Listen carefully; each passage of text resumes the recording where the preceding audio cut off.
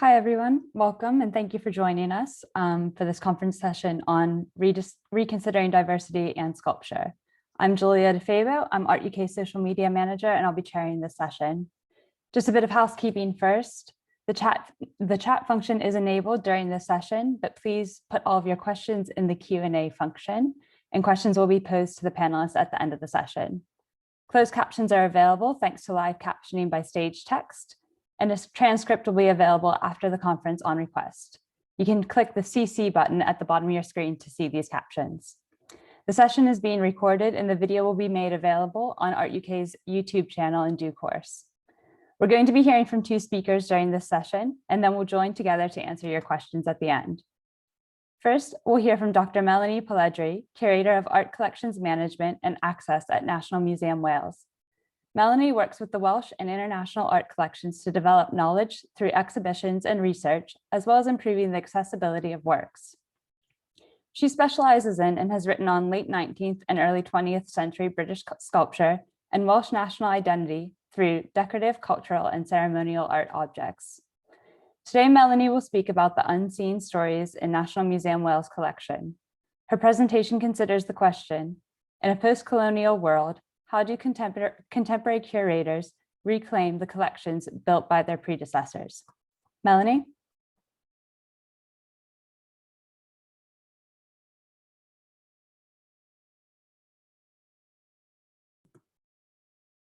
Good morning, everybody, and thank you, Art UK, for giving me the opportunity to talk to you today. I'll just share my screen.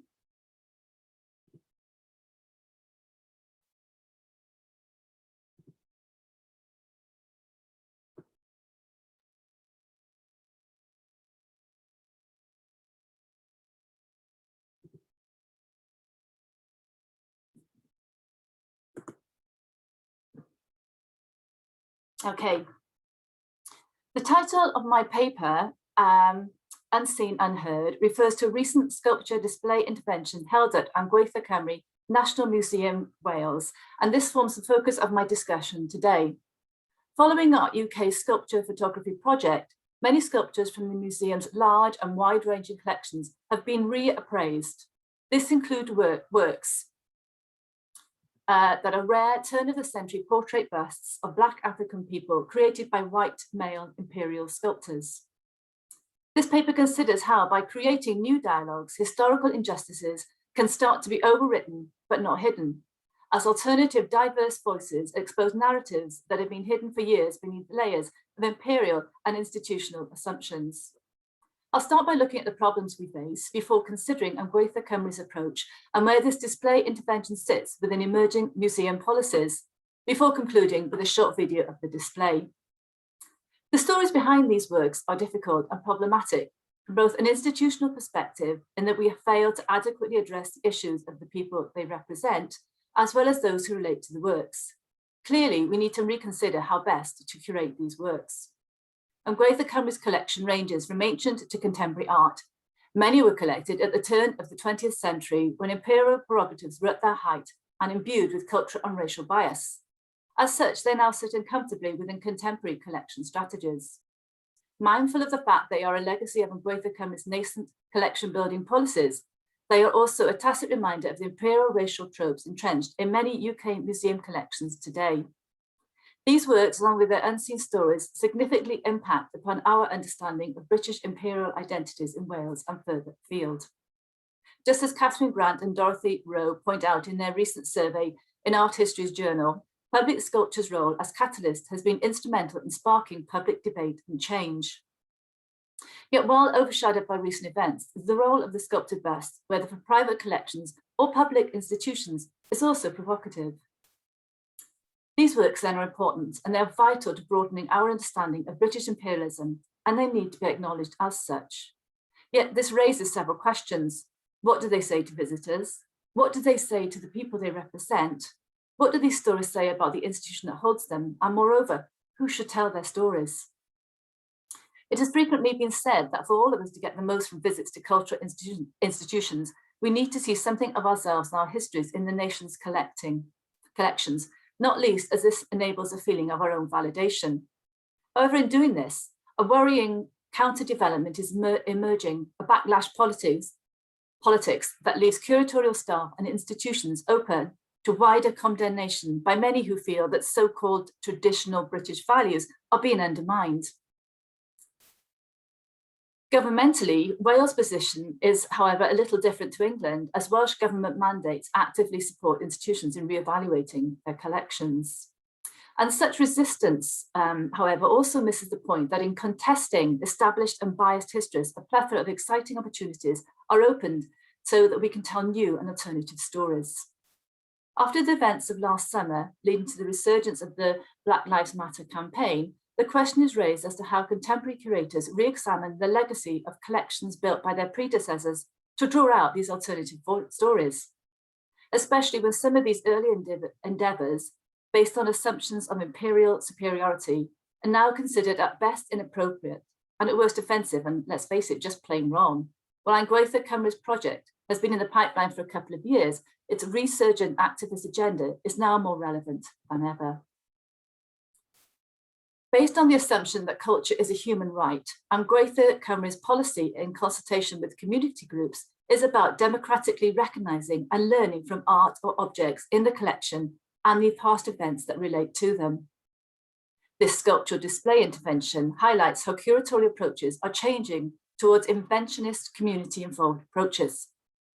Looking at relatively recent exhibitions, such as Tate Britain's 2015 Art and Empire blockbuster, for example, it is interesting to see that while the provocative nature of empire was recognised as problematic, the overarching message was nevertheless distilled through a top-down curatorial voice.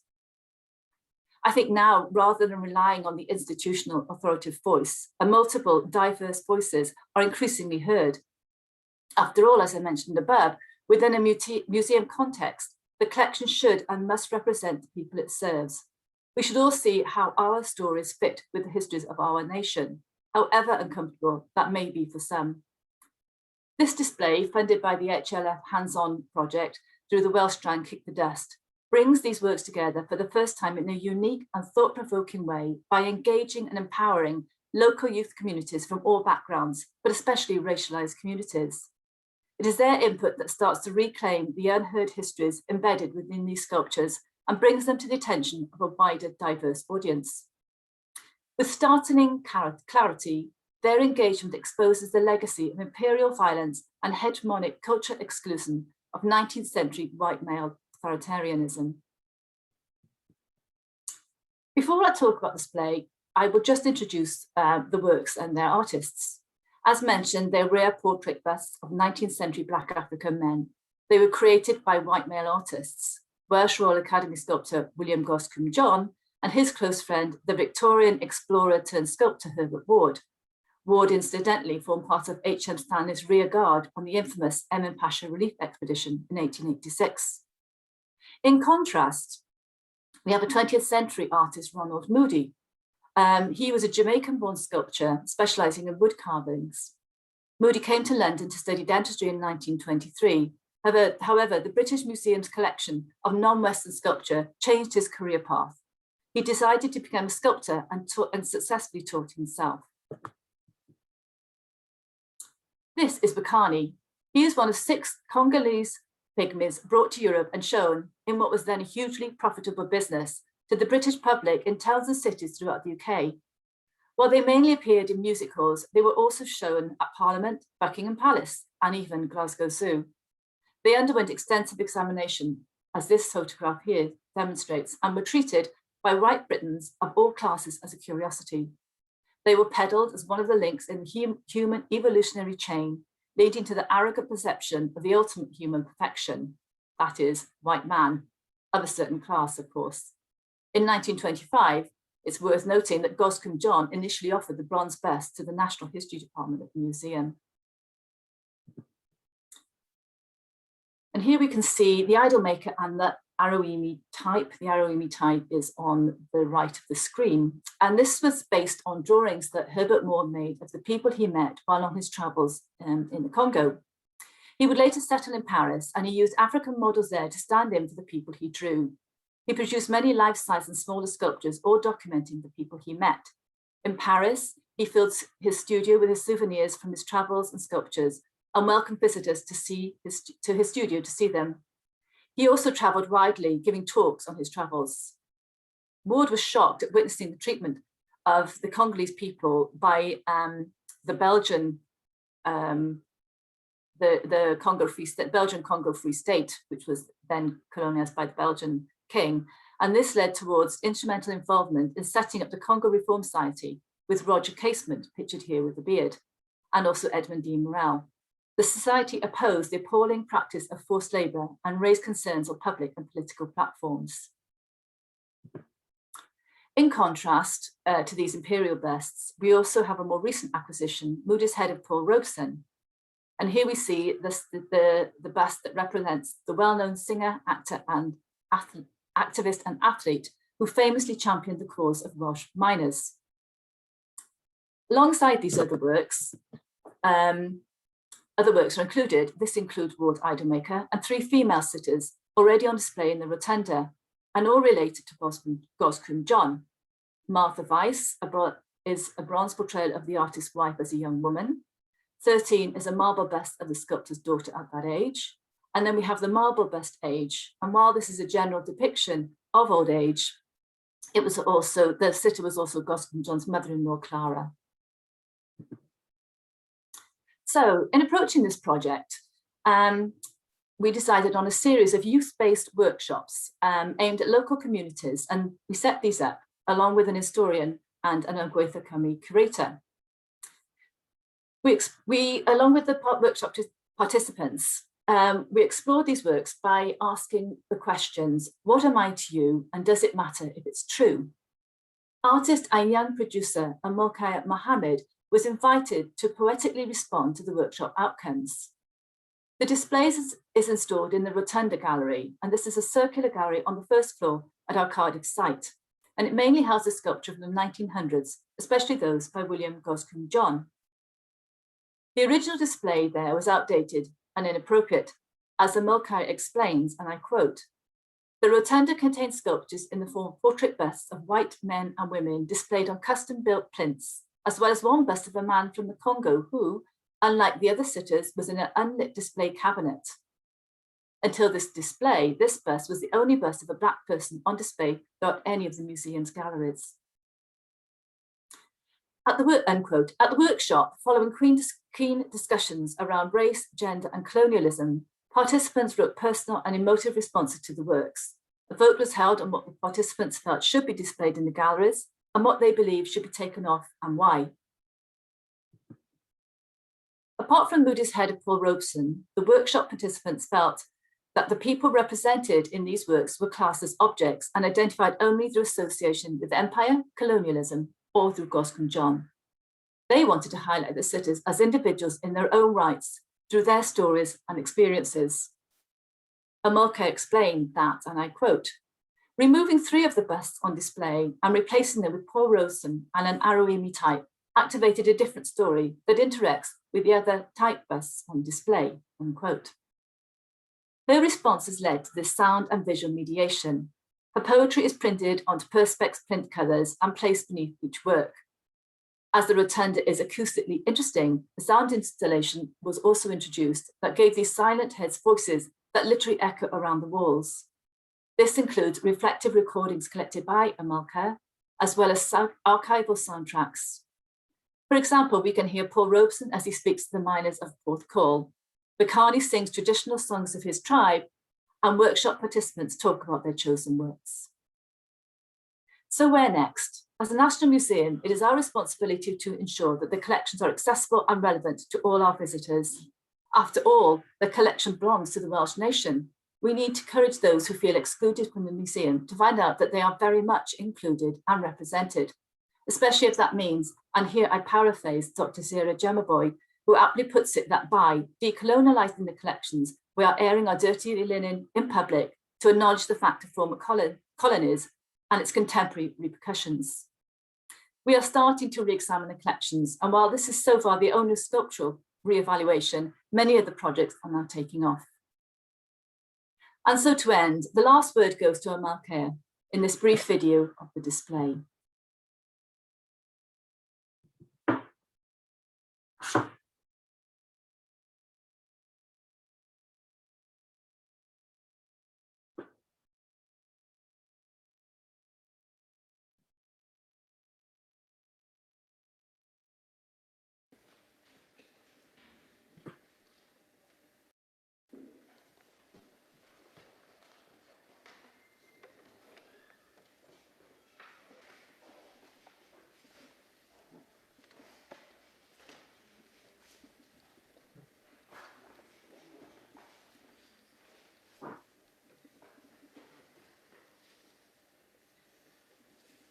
So we find ourselves here in the Rotunda room of the National Museum of Cardiff, informing its art collection. The sculptor Glasgow John, who was a big supporter of the museum and who donated a lot of his works to the museum.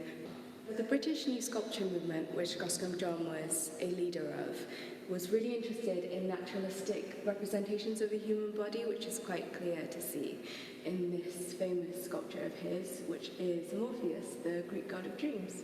The title of this work is Age. This is in fact a portrait bust of Glasgow John's mother-in-law.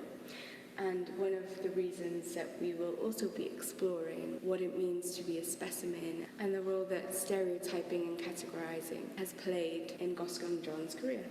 It's quite clear to see why the museum has dedicated this room to Glasgow John, given that he donated so many of his artworks. But I think it's really interesting to think about how the new sculpture movement was interested in naturalistic representations of the body, especially when you look at this sculpture, which was created by Glasgow John's friend, Herbert Ward, of an idol maker. And so we come to Bhukani, the sculpture that kind of sparked it all for me. He is presented here in a glass case that is kind of a grouping of a lot of the different kinds of work that Glasgow John did.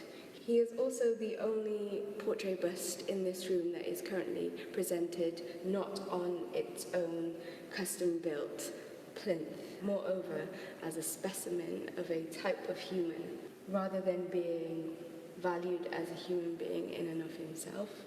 We are seeking to close the gap between expressive art objects and the silent exhibition furniture they rest upon with this new display.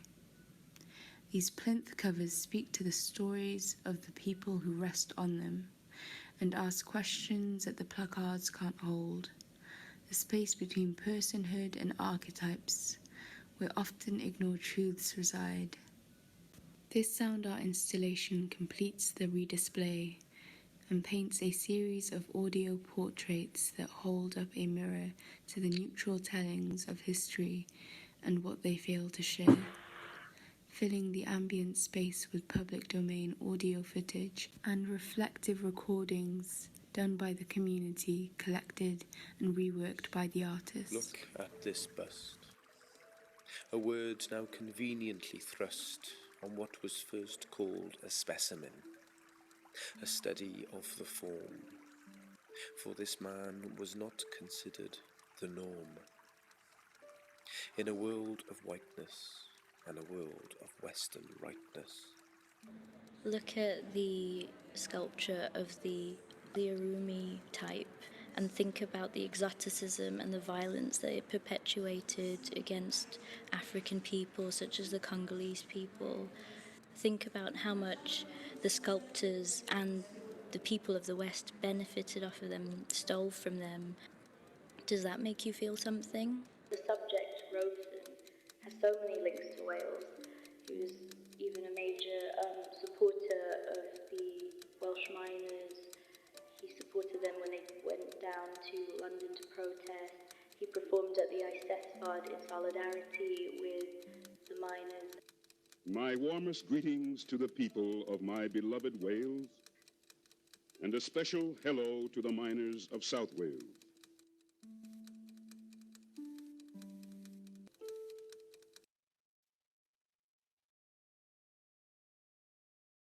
Thank you.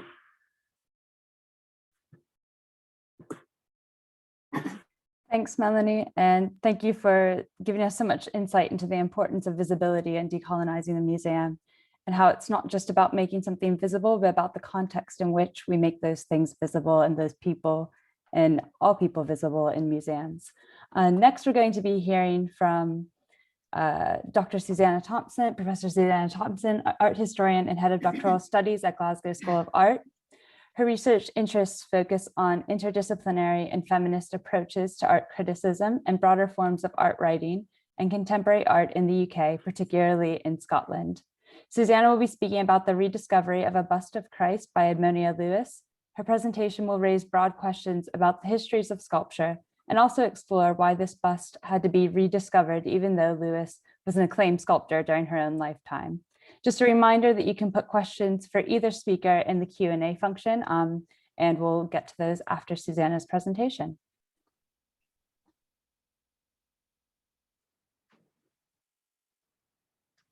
Thank you, Julia, and thanks, Melanie, for a brilliant talk, and to Art UK for this symposium. So I'll just begin. In 2015, a flurry of reports appeared online to announce a so-called new discovery of an artwork by the late 19th century American sculptor Mary Edmonia Lewis. The announcements were made in response to a social media post by the Mount Stewart Trust, who run the Mount Stewart estate on the Isle of Bute in Scotland. Mount Stewart itself is a huge Victorian Gothic house, and while it's still the family seat of the Crichton Stuarts, it's been open to the public since 1989. As well as its, as you can see, hugely impressive architecture and grounds, Mount Stewart houses an enormous collection of works of art, design, and literature. Much of it amassed by John Crichton Stuart, the third Marquess of Bute, between 1868 and 1900. Edmonia Lewis's bust of Christ was one of his many acquisitions, and it's the subject of my talk today. So a little bit of context first of all, for those of you who may not know her work, Edmonia Lewis was the first woman of colour to achieve international recognition for her work as a sculptor.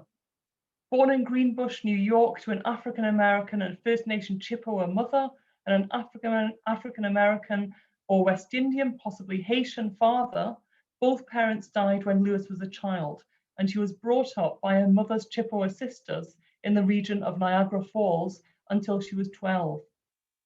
Her brother Samuel was a self-made businessman who paid for her education. So Lewis studied at an abolitionist school in McGrawville, New York, and then from 1859 at Oberlin College, Ohio, which had admitted African Americans since 1835. In spite of its apparently progressive ethos, though, Lewis suffered numerous incidents of racial discrimination at Oberlin. She was falsely accused, brutally attacked, and due to these and other incidents, she left without graduating in 1863.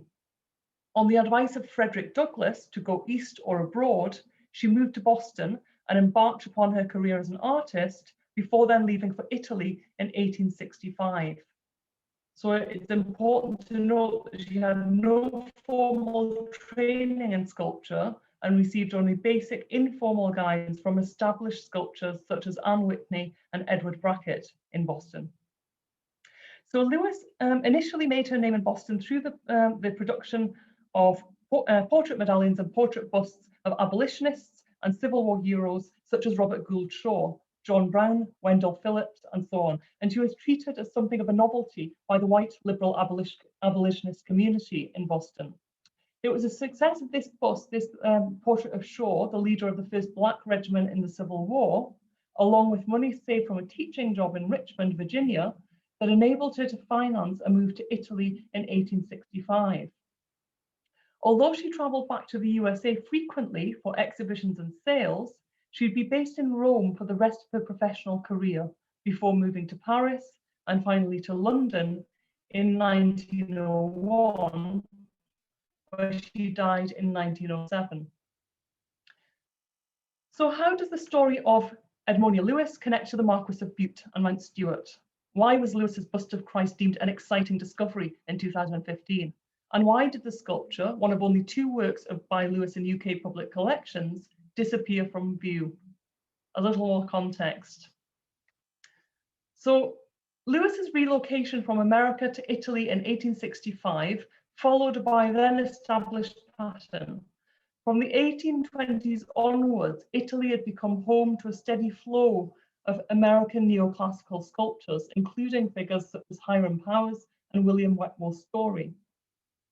Aside from the ready access to some of the most famous works in the Western canon, Italy provided commercial opportunities for artists in the 19th century. Travel guides began to list artist studios as tourist destinations on the Grand Tour, leading to purchases and commissions by wealthy patrons. American artists initially established themselves in Florence and from the 1850s, increasingly in Rome. Italy also provided sculptors with an abundant supply of marble from Italian quarries, along with the skill and craftsmanship of affordable artisans to help them carve it. For Lewis, carvers were not required in the early years of her career. She was highly unusual in completing every stage of her work unassisted in the early years. But Lewis's reasons for emigrating were nevertheless pragmatic, if very different to those of her contemporaries. Leaving in the year that the abolition of slavery was finally achieved in the United States, she noted in a New York Times interview titled "Seeking Equality Abroad," and I quote, that I was practically driven to Rome in order to obtain the opportunities for art and culture and to find a social atmosphere where I was not constantly reminded of my colour. The land of liberty had no room for a coloured sculptor. Initially based in a studio that had once been occupied by Canova, her social and professional circle were a group of expatriate American women sculptors, including Harriet Hosmer, Anne Whitney, and Emma Stebbins, most famously and pejoratively recalled by the novelist Henry James as that white Memorian flock. Of Lewis, he noted dismissively that one of the sisterhood, again I'm quoting, one of the sisterhood, if I'm not mistaken, was a negress whose colour picturesquely contrasted with that of her plaster material, which was the pleasing agent of her fame. 5 years after she established herself in Rome, Lewis, renowned for her abolitionist, Black and American Indian subject matter, such as Forever Free, The Marriage of Hiawatha, and The Old Arrowmaker, created Bust of Christ.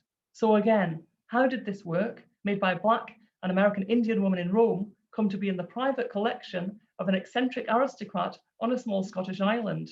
What was the link between Lewis and her patron, Crichton Stewart? While Lewis began to establish herself in Rome, John Crichton Stewart, the third Marquis of Bute, was about to turn 21. In September 1868, he assumed full control of the family estates, from which he received an annual income of around £300,000. This made him the richest man in Britain at the time and one of the wealthiest people in the world. Crichton Stewart was a descendant of the Royal House of Stuart and the great-grandson of John Stewart, 3rd Earl of Bute, Prime Minister to King George III. The third Marquis, who you can see here, or Bute as I'll refer to him from now on, was an archetypal Victorian polymath, an industrialist, writer, historian, traveller, theologian, and philanthropist. He became one of the most significant patrons of the arts of the Victorian period and was considered to be eccentric both personally and politically. Most notably, and most interestingly for our purposes today, he scandalised British society by converting to Catholicism in December 1868. The news of his conversion was widely reported and frequently described in the English and Scottish press as, again I'm quoting, a perversion or a defection. It was Bute's religious conversion that took him to Rome in February 1869 to be confirmed by Pope Pius IV. He returned to Rome in November of that year for the opening of the First Vatican Council and stayed there until summer 1870. It seems likely then that Lewis's bust of Christ was purchased or commissioned during this time, although there are no records linking it to Bute himself in that year. What we do know is that Bute is said to have met Lewis and to have commissioned at least one work from her between 1869 and 1870. In April 1870, the Brooklyn Eagle reported that, and you can see the quote on screen, that Miss Edmonia Lewis has received orders for works, plural, from the Marquis of Bute. Another contemporary source, Laura Bullard, writing in New York's Revolution magazine in 1871, noted, quote, "A fine group of the Madonna with the infant Christ in her arms and 2 adoring angels at her feet has been purchased by the young Marquis of Bute for an altarpiece." It's thought that that work, the Madonna, was lost in a fire at Mount Stuart in 1877, and there is no record of it that we can find in the collection today. As a result of Bute's patronage, Lewis was able to pay off mounting debts that she owed due to her unorthodox practice of making work without a prior commission, and in some cases shipping unsolicited works to would-be buyers. Her debts, largely for buying marble and shipping costs between Italy and America, must have been considerable. The news of her financial troubles was reported in Boston newspaper The Commonwealth in 1869, and in the Catholic newspaper The Tablet in 1870, which presents Bute as a kind of white saviour, a pattern of critical framing which persisted for Lewis in spite of the fact that a number of her wealthy patrons in the US were African American. The report in the tablet is also one of the few historical records to mention the meeting between the two. Titled, "The Marquis of Bute as a Patron of Art," it read, "The Roman correspondent of the Athenaeum writes, Lord Bute is known in England principally from the fact of his having joined the Roman Catholic Church. I must now introduce him as a patron of art, and under circumstances which do great credit to his kindly feelings. 4 or 5 years have passed since a brief notice was published in the Athenaeum of Miss Lewis, a lady of colour, who had settled in Rome as a sculptress. She has struggled against many difficulties, and this season has been a bad one for art, and the poor lady has suffered from want of patronage. Her history was mentioned to Lord Bute by some benevolent friends, and he paid her a visit, which resulted in the purchase of a statue of the Madonna and the Bambino for £300. Before meeting her, Bute may have read about Lewis's studio in a travel guide. She was listed in a number of guides to Rome from 1867 onwards. He may also have read about her work in British newspapers, including The Scotsman, a paper he's known to have read, which carried news of the Negro sculptress as early as 1866. It's equally likely that Bute's society friends were aware of her work through the affluent American expatriate community with whom she was associated, hence the mention of benevolent friends in the tablet report. It's clear that Bute had countless alternatives in Rome, of all places, when it came to buying or commissioning Catholic works of art, so his choice of Lewis does seem particularly specific. I'm not trying to imply here that Lewis's race or gender were the reason that he became her patron, but they may have played a part in his choice. There's evidence to suggest, for example, that for all his political and religious conservatism, and for all the expectations of a man of his class and position in the Victorian era, Bute was unusually progressive in his attitudes towards women, Jews, and people of colour. Described as a conservative in name but a liberal in practice, he was an active campaigner for women's education, took an active role in his children's lives, including being present at their birth, very unusual for that period, and had a close circle of friends who were older women. He was not interested in hunting, hated animal cruelty. He was a supporter of Scottish Home Rule and a philanthropist for a wide number of causes. Ultimately, though, Bute's link with Lewis was one of shared religious identity. Both Lewis and Bute were described as devout Catholics. None of the works that Bute bought from Lewis were the abolitionist, literary, or Indian-themed works which had made her name. His interest, it seems, was exclusively in the religious works, Madonna, Christ, and so on, which became an increasing focus for Lewis in the latter part of her career, partly due to the continued support of Catholic patrons and the broader decline of interest in neoclassicism and abolitionist themes. While Bute's conversion was widely reported, conversion to Catholicism, in Lewis's case, it's often assumed that she converted to Catholicism while living in Italy. In an 1868 letter from Lewis's friend, the sculptor Anne Whitney, to her sister, she reports Lewis's decision to join the Catholic Church, and it's believed that Lewis was baptized in 1868 as an adult, the same year as Bute. It's also possible that she received at least some Catholic religious instruction as a child before moving to Italy.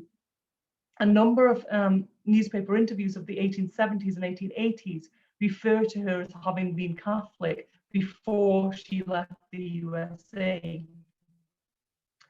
Interviews quote her as saying she had, I quote, learned her prayers from the long black robes and assumed, but unverified to my knowledge, an unverified reference to the Jesuits who had been missionaries among the Chippewa people since the 1700s. But regardless of whether she was Catholic as a child or converted in adulthood, Lewis's religion presents yet another facet to her personal and professional life that tends to be overlooked in dominant accounts of her work. And her religious works are the least researched of her output, possibly because a lot of them are lost or undiscovered. There's no question that Bute and Lewis were very active practicing Catholics from the date of their conversion to their death. Lewis is said to have been visited by Pope Pius IV and to have completed a bust of him. In London, she was a regular attendee at Our Lady of Victories in Kensington. Probate for Lewis's estate was left to the curate, and at her request, a notice of her death was published in Catholic newspaper, The Tablet. She's buried in St. Mary's Roman Catholic Cemetery, Kensal Green, which was only discovered recently by historians Bobby Reno and Professor Marilyn Richardson. So what a bust of Christ? Here it is. It's a small marble bust, signed and dated Edmonia, Lewis, Roma, 1870. Lewis's Christ looks Northern European. His hair, beard, and dress look as though they're drawn from a Renaissance painting. Christ's face and hair are remarkably similar to Dürer's famous Christ-like self-portrait of 1500. So here, Lewis's work combines elements of Renaissance-inspired neoclassical realism with a neo-medieval, almost pre-Raphaelite-looking Christ figure. This would have appealed to Butte, a keen medievalist whose chosen architectural style for his many building projects was Victorian Gothic or Gothic Revival. The use of white marble is of course typical of neoclassical sculpture, mimicking antiquity, and the materials was beloved of the Marquis of Bute, who imported huge quantities of Italian marble for the interiors of Mount Stuart. In the last known photograph of this work in situ at Mount Stuart, bust of Christ is placed within the cathedral-like marble hall, a great central hall surrounded by marble pillars. Bust of Christ is the only remaining work by Lewis in the Bute collection today, and the only work for which no further record can be found regarding its purchase or commission. The work was not mentioned in any scholarship on Lewis prior to its so-called rediscovery in 2015, except for a tiny footnote in a 2012 biography of Lewis by Harry and Albert Henderson. Henderson tells us that in 1880, a Dublin newspaper reported the sale of a marble bust of Christ by Edmonia Lewis for £3 as part of the estate of the disgraced priest, Monsignor Capel of Kensington, who had been instructed to leave the UK for America under scandalous circumstances. And here I think we have the connection. Monsignor Capel was the priest credited with Bute's conversion. They had met when Bute was a young man studying at Oxford, at a point where he'd begun in earnest to consider joining the church. It was Capel who performed Bute's conditional baptism in London in December 1868, and he was also part of Bute's entourage in Rome in 1869 to 70, where we know Bute first met Lewis. Capel baptized Bute's first child at Mount Stuart in 1875. So in the absence of other records, or other records to my knowledge, it would seem that the bust of Christ was either bought by Bute for Capel in Rome in 1870 and bought back from him in 1880 when Capel was declared bankrupt and had to leave the country, or that the original purchase was Capel's, which might explain the lack of mention of it in any of the Bute records. Whatever the case, it's the only clear link linking Bute and Mount Stuart with bust of Christ today. So why is this a rediscovery? The links between Lewis and Bute were widely reported in their lifetime. I've shown you only a small selection of newspaper reports that link the two. He was known to be a patron. In this sense, the fact that a work exists in the collection today should not really be seen as a discovery as such, but it is a rediscovery for audiences and researchers of Lewis's work, in the sense that until 1989, Mount Stuart had been a private collection. To the knowledge of the current archivist, the work had not been on public display in recent years and is currently in storage. The sheer scale and volume of the Bute collection archives also presents a problem in terms of finding what might be small, detailed kind of invoices or records, as does the destruction of many works and papers in the 1877 fire. As such, it was only due to Mount Stuart's social media post of 2015 and subsequent repeated posts like this one by Marilyn Richardson and this Twitter notification by Albert Henderson that contemporary audiences and researchers became aware of its existence. It's one of only 2 works by Lewis in a public collection in the UK and the only one in Scotland. The other work Also a marble bust from the same year, 1870, although this was carved in 1872, is held in the Walker Art Gallery in Liverpool, and it's a bust of Longfellow, as you can see. It's also important to note that scholarship on Lewis herself was only reactivated quite slowly since the late 80s and increasingly from the 90s onwards, due to the efforts of a really kind of small handful of historians, artists and curators in North America, including people like Whitney Chadwick in her book Women, Art and Society, Romare Bearden, Harry and Albert Henderson, Marilyn Richardson, Charmaine Nelson, Bobby Reno, and Kirsten Pye Buick, amongst others. And in the UK, the late artist Maud Salter, the Scots-Ghanaian artist Maud Salter, also made work based on Lewis's life. So in conclusion, the resonance of Lewis's bust of Christ in 2021, I think, is really compelling. In the context of the ongoing debate, which we heard about last night with Mary Beard and Jeremy Deller, and discussion today as well, in the context of the debate around public sculpture and the legacies of slavery in the UK and in Scotland, here is a work, a statue, a sculpture which situates a Black woman as its author. It was owned by a man born into a staunchly Presbyterian family in a deeply religiously divided country, who shared with Lewis a refusal to conform to societal expectations. And following the work of Charmaine Nelson and Kirsten Pye Buick, it highlights that Lewis's work and her influences were more complex than visual or formal autobiography or self-portraiture, which is often how the abolitionist and American Indian works are framed. So in conclusion, I feel that this bust of Christ, 1870, tells the story of both Mary Edmonia Lewis and her patron John Crichton Stewart. And we hope that it holds out the promise that there might be many more works to be discovered. Thank you very much.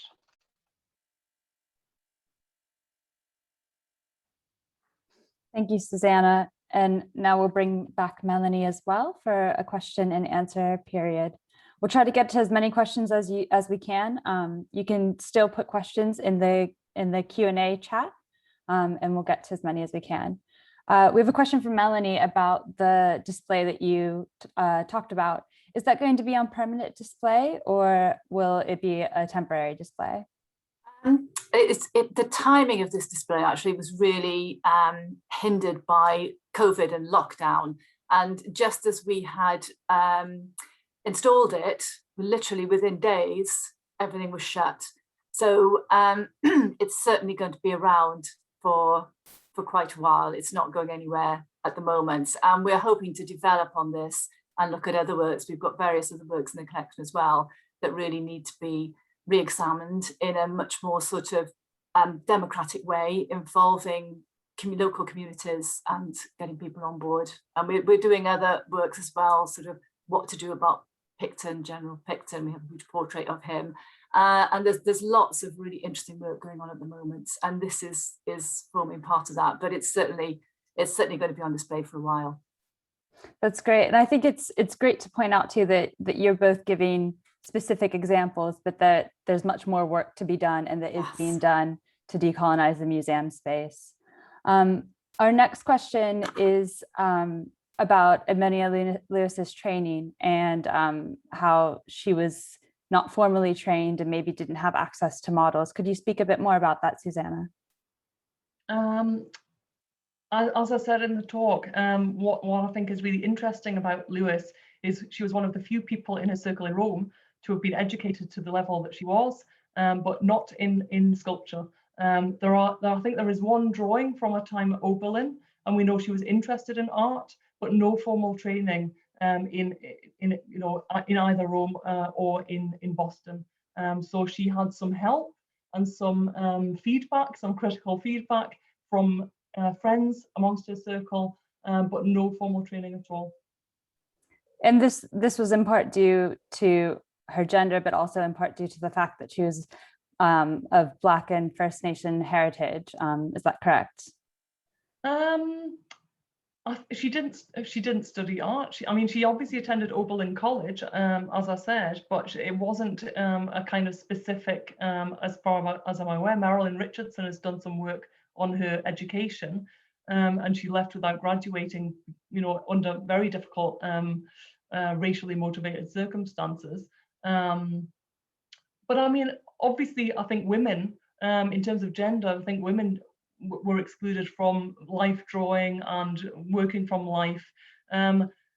Racially, we know that she had a very difficult time at Oberlin College, and so in general terms, her education was disrupted for that reason.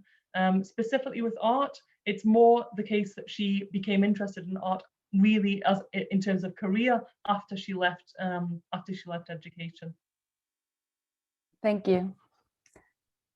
And I was just wondering also, because Melanie, your presentation spoke a lot about white artists representing people of color, and Susannah, your presentation talked about a person of color representing maybe someone with more Caucasian features, and how those two presentations kind of speak together, and if there's how we contextualize those things, what needs to be contextualized, and what we can just say, well, they're both works of art, we should present them in the same way. What do you think? Is there contextualizing that needs to be done to separate those two, or?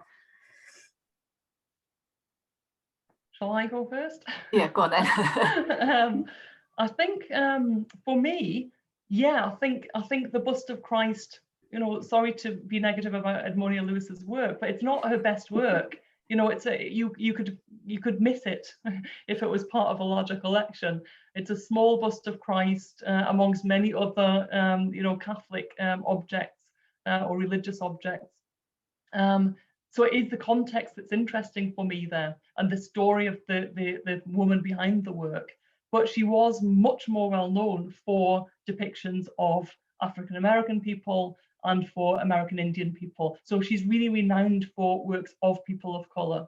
She's less known for works which depict white people, basically. So I think this is an unusual example of Lewis's work, and there are very few religious works of Lewis that are extant that we know about. The big works in the huge collections in America are mainly of her abolitionist and American Indian themed works.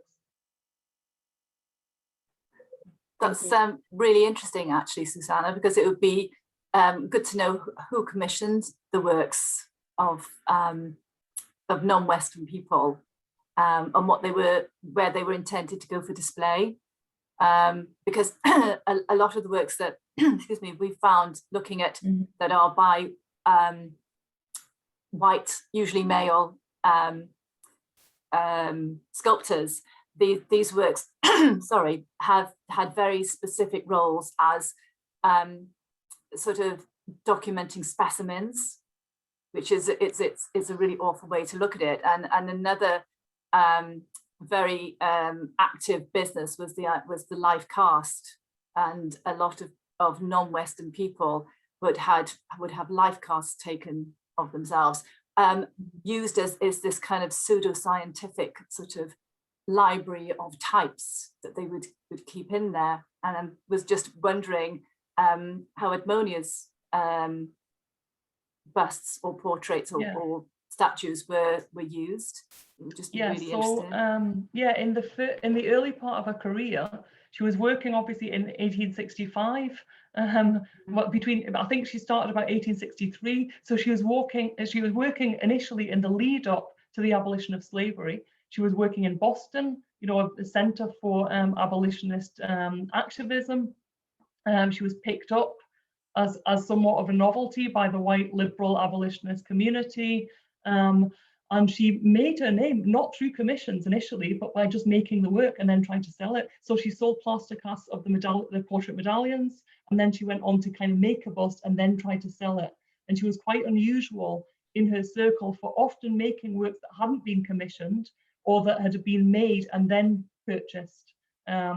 She sent unsolicited works to people she thought would be interested, which was, breaking protocol at the time. So some works were commissioned for cemeteries, altarpieces, but on the whole, it was a mixture between commissions of specific people and unsolicited works that she later tried to sell through art fairs and through sending works to people and hoping they would raise the money to purchase them. If I could just pick up on the original question, we also, I mean, one of the reasons we included Moody's work was to offer a counterbalance of works that are by Black sculptors of Black sitters or Black individuals. And we want to try and look at a sort of a positive spin as well, and look at work like this. And we are sort of developing our collections with this in mind. And we also have some other interesting works by an Indian sculptor called Fanindranath Bose. And he actually, he left his home, and sort of by a circuitous route, he ended up in Scotland, where he was accepted at the Royal Academy there. And he had a very short life, but he became a Royal Scottish academician. And he really made a huge sort of mark in the short space. He died, I think, in his late 30s, early 40s, but he was a really important sculptor and an Indian nationalist. And we have some of his works as well in the collection, which were really keen. Incidentally, it was William Goscombe John who was a patron of Bose, and that is how we have the works in the collection here. So it would be really great to look at those as well and explore stories. I think that's fantastic, and that's kind of ironically a great point to end on, because we're just about out of time, but just kind of showing that there are so many more individuals and individual artists that we can be studying, and that whose works do exist in public collections. And it's wonderful that that work is being done, and as we're saying, so much more to be done still.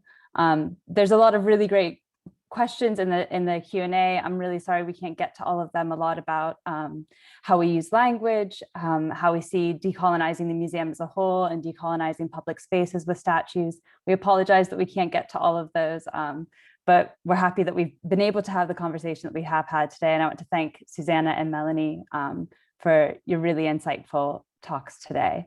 If you've RSVP'd to the virtual meetup, that will start at 12:30. And then the next session after that, which is on sculpture and learning, will start at 1:30 this afternoon. So thank you everyone for joining, and we hope to see you this afternoon. Thank you. Thanks. Thank you. Bye-bye. Bye-bye. Bye.